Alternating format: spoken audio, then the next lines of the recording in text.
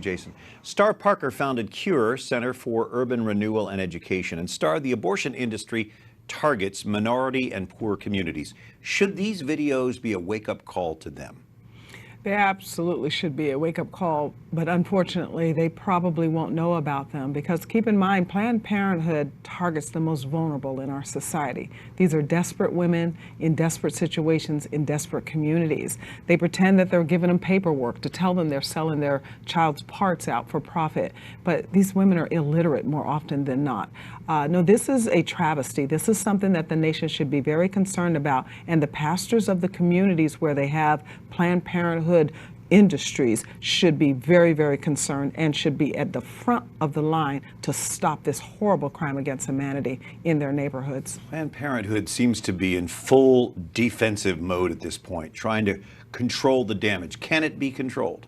It depends. It depends on whether those that are aggressively pro-life will stand the ground. Unfortunately, because of the vote in the Senate and now vacation for the Senate, we have to be on extra guard that it doesn't leave the psyche of the American people, that we do our work in the grassroots so that people will be upset in their stomachs. I look at this as similar to what happened during slavery. You know, for 80 years after we were founded as a nation, slavery continued because of activism from the left. We then had the right, the abolitionists of the time, doing absolutely everything they could to stop slavery. We have to have that type of aggression, we have to have that type of passion, and we have to have that type of prayer in order to get Planned Parenthood defunded and then to end abortion. It's not just what Planned Parenthood is doing. We have to end abortion in this country. That Senate bill seemed doomed from the start.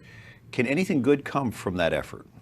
Well, one of the challenges that I saw is to try to divert the discussion to redistribute to other centers. I think what we should put on the president's desk is just a clean, we're selling baby parts here, and for everyone you know and everyone we know and everyone probably collectively together that are watching us right now, does not amount to $520 million of tax revenues that are going directly into their coffers at the IRS and going straight out to Planned Parenthood. This is a billion-dollar corporation. Surely they can do without taxpayers complicit in this horrible evil that they are committing. From your perspective as president of CURE, what would be the best thing that comes out of this?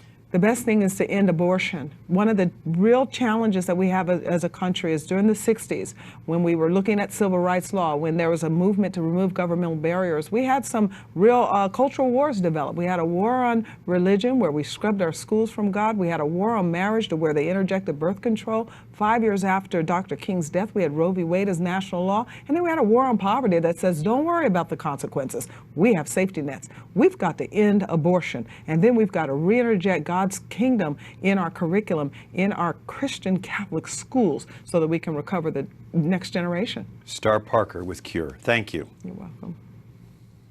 Good evening. Thank you so much for joining us tonight. I'm Brian Patrick with your News Now. A new undercover video shows a Planned Parenthood employee discussing making money selling intact fetuses. The video was released this morning by the Center for Medical Progress.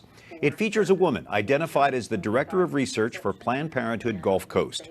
She discusses contributing to the organization's diversification of the revenue stream and the potential to get creative with procedures.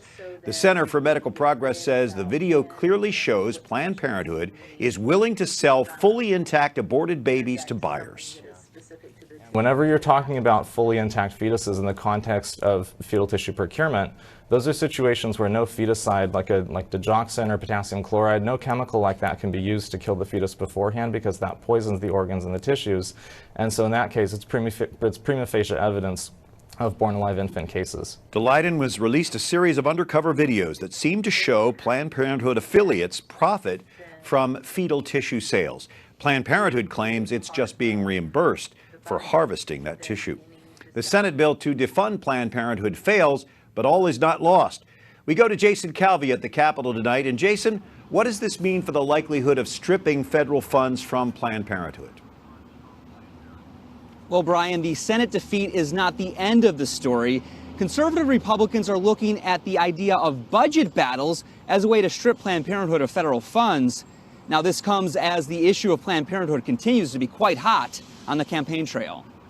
NARAL Pro-Choice America already is attacking 3 Republicans running for re-election in 2016. So why did Senator Kelly Ayotte just vote to deny funding for these services? The defund Planned Parenthood bill fell short last night.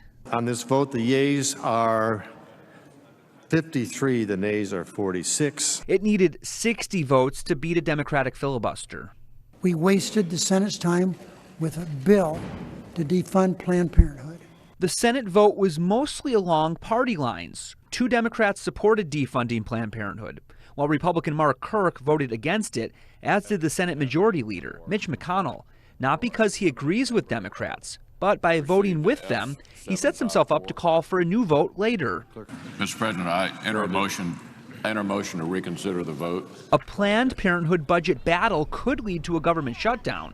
Conservatives could try to keep Planned Parenthood money out of the budget. The White House has threatened a veto. The Senate Majority Leader vows a shutdown won't happen. Well, let me say it again, no more government shutdowns. But the possibility has the support of some White House hopefuls. Ted Cruz has obviously led that effort. We just saw Carly Fiorina yesterday come out saying that she favors a government shutdown if it means defunding Planned Parenthood. And surprisingly, Donald Trump, who ultimately used to be pro-choice. I want 120. With more undercover videos coming out, it's likely these questions aren't going away. Should Planned Parenthood receive federal taxpayer funding? Absolutely not. This is about the character, the moral character of our nation. It's not about whether you're pro-choice or pro-life. The Majority Leader says the investigation into Planned Parenthood has only just begun. Now today, the Judiciary Committee chairman says he's expanding his investigation. He's requesting more information from both Planned Parenthood affiliates as well as the makers of these undercover videos. Brian? Jason Calvi on Capitol Hill, thank you.